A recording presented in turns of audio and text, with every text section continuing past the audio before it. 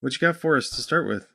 Well, you may have heard me talk about async, and actually, I didn't cover it on purpose. There's sort of a controversial async article going around. Don't really want to talk about it at the moment, unless I have to.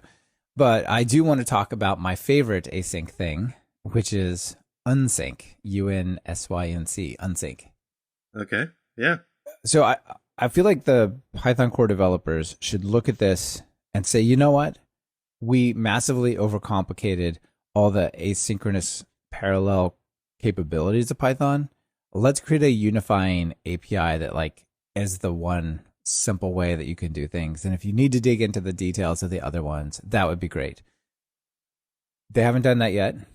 I mean, async and await, the keywords are great, but if you want to say work with like a thread and some async IO thing, the way you do it is like totally disjoint and unrelated. So this Unsync library is like a unification library on top of threading, multiprocessing, and async and await.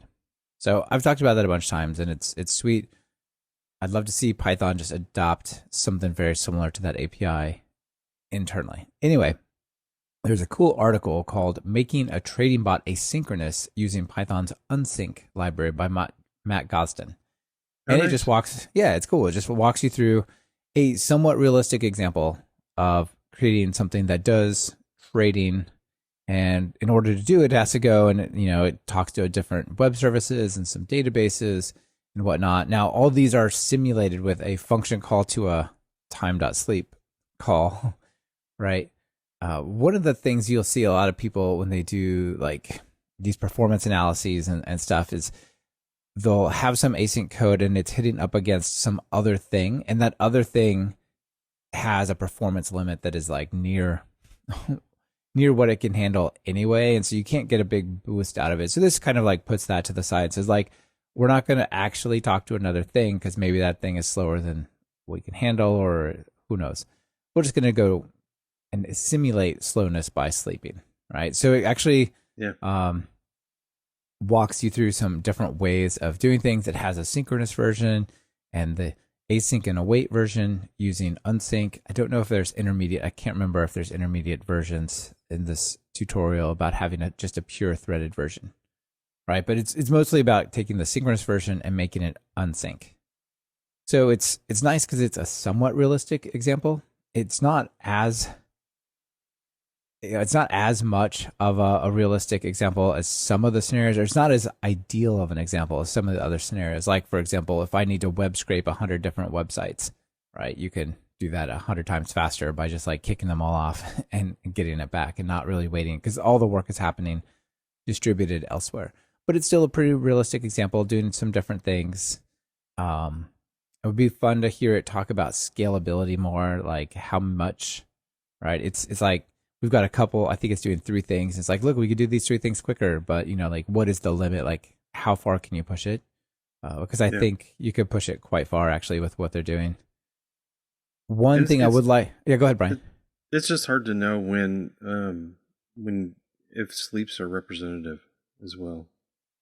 But, Yeah, uh, it is. Well, it is hard to know if like a sleep is representative. Basically, if it's like in a truly external system that has infinite scale, right, some cloud service, then a sleep is probably pretty representative.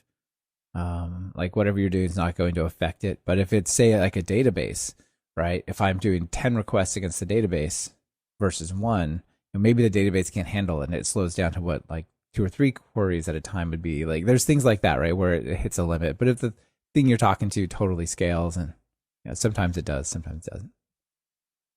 One thing that I think is missing from this is it doesn't actually use async methods. It just has regular methods.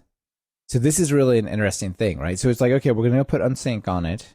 Here's some regular functions. And we put the unsync decorator, which turns them into these things that are awaitable and parallel and so on. And what you really probably want to do is actually leverage async and await, create, def async methods, use await, async IO sleep, and all that kind of stuff. So it didn't actually fully transition them to leveraging async IO.